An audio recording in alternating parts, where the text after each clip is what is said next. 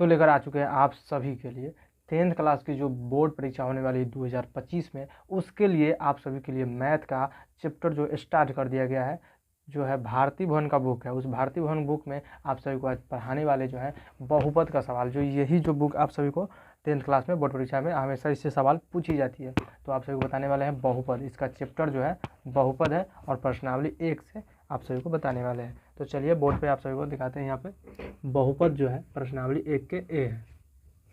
शून्यक जो होता है, शून्यक और इसको निकालने के लिए आपको बहुपद में घातांक जो होता है उसको पता करना होता है, कैसी कौन सी घातांक होती है। रैखिक घातांक होती है वो, सॉरी रैखिक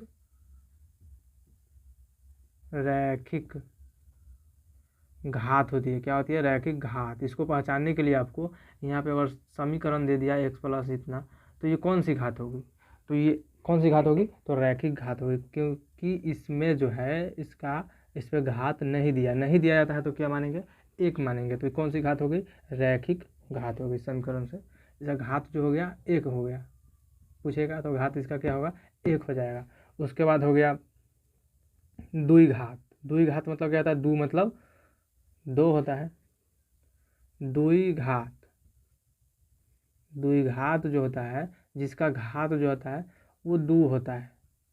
यहाँ पे 2 अगर दे दिया, यहाँ पे इतना है, तो इसका क्या होगा? द्विघात होगा। किस लिए होगा? क्योंकि इसका जो घात ऊपर वाला जो है इसको बोलते हैं स्क्वायर, जो होता है इसको बोलते हैं, इसमें घात बोलते हैं। तो इसको घात को अगर 2 रहेगा तो कौन सा घात हो जाएगा? द्विघात हो जाएगा। ये ऑब्जेक्टिव में आपसे एक नंबर का सवाल पूछेगा इसमें, तो इसका घात हो गया, यहाँ पे 2 हो गया। उसके बाद पूछेगा त्रिघात।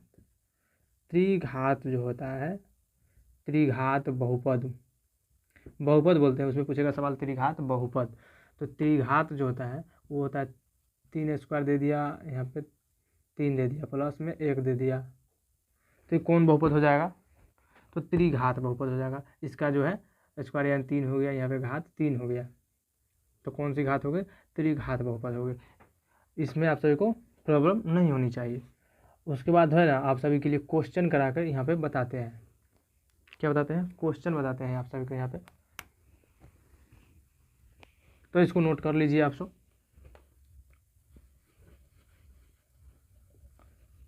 तो यहाँ पे क्वेश्चन करा के आप सभी को बताते हैं कैसे इसका क्वेश्चन बनता है।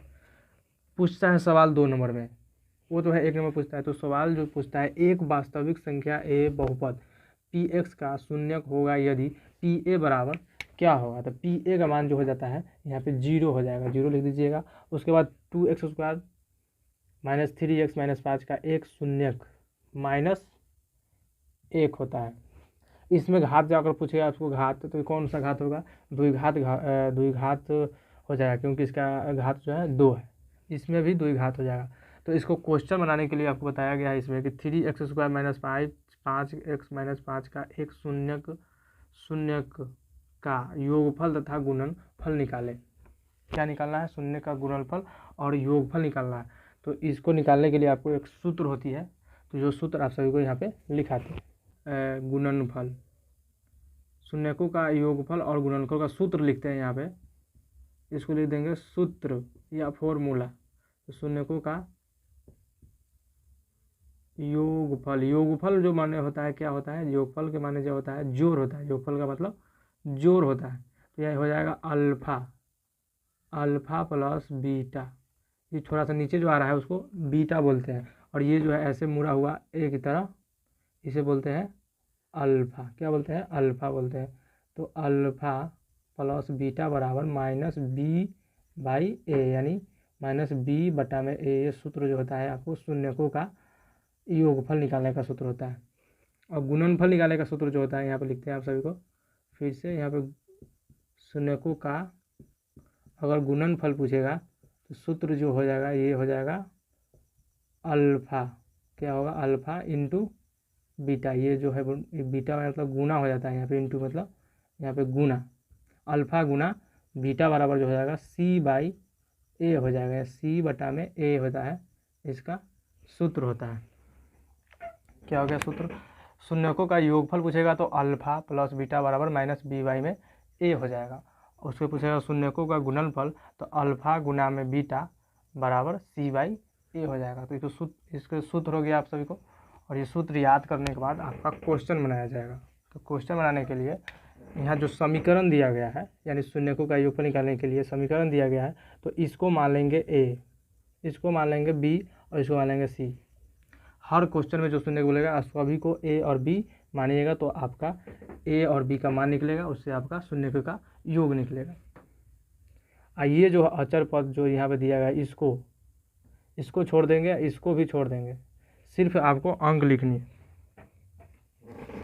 तो ए बराबर लिखेंगे 3 हो जाएगा, कॉमा बी बराबर जो हो जाएगा -5 हो जाएगा, इसको लिखेंगे -5। उसके बाद होगा सी बराबर जो हो जाएगा -5 दिया है तो 5 लिख देंगे। तो सबसे पहले चलिए आपको निकालते हैं शून्यकों का योगफल निकालते हैं। शून्यकों का योगफल निकालने के लिए यहाँ पर लिखेंगे अल्फा, क्या लिखेंगे, अल्फा प्लस बीटा बराबर -b/a। तो यहाँ पे लिख दिए सूत्र। तो अल्फा प्लस बीटा का माइनस बी का मान जो देखिए यहाँ पे क्या है, -b का मान। तो b का मान जो है -5 है, तो ये माइनस पहले तो यहाँ पे माइनस हो जाएगा, और -5 जो है तो -5 लिखेंगे और इसको ब्रैकेट से घेर देंगे। बटा में एक है, a का मान जो हो जाएगा 3 हो जाएगा, क्या हो जाएगा 3 हो जाएगा। तो यहाँ पे a का मान 3 लिख देंगे और माइनस प्लस करना है, माइनस है अभी माइनस है, माइनस प्लस माइनस क्या होता है, प्लस होता है। तो यहाँ पे प्लस लिख देंगे, प्लस नहीं भी लिखते चलता है लेकिन लिख देते हैं यहाँ पे। और 5 है तो 5 यहाँ पे लिख देंगे, नीचे जो 3 है तो 3 लिख देंगे, क्या हो गया 5/3। पास होता है शून्यकों का गुणनफल। शून्यकों का गुणनफल निकालने के लिए यहाँ पे लिखेंगे अल्फा इंटू बीटा, यानी अल्फा गुना में बीटा बराबर c/a, यहाँ पे लिखेंगे ऐसे। और अल्फा इंटू बीटा बराबर जो होता है c का मान जो दिया -5, तो यहाँ पे -5 लिखेंगे। उसके बाद a का मान जो दिया 3, तो यहाँ पे 3 लिख देंगे, -5/3 हो गया। ये आपका आंसर हो गया अल्फा इंटू बीटा का। तो इस चैप्टर में या इस टॉपिक में आप सभी को कहीं पे डाउट है तो हमें कमेंट कर बताइए। मिलते हैं नेक्स्ट वीडियो में अगले प्रश्न में। आप सभी को फिर से अगला सवाल आप सभी को लेकर आने वाले हैं। तो चलिए चैनल को सब्सक्राइब कीजिए शशि द स्टूडेंट को। चलिए मिलते हैं नेक्स्ट वीडियो में।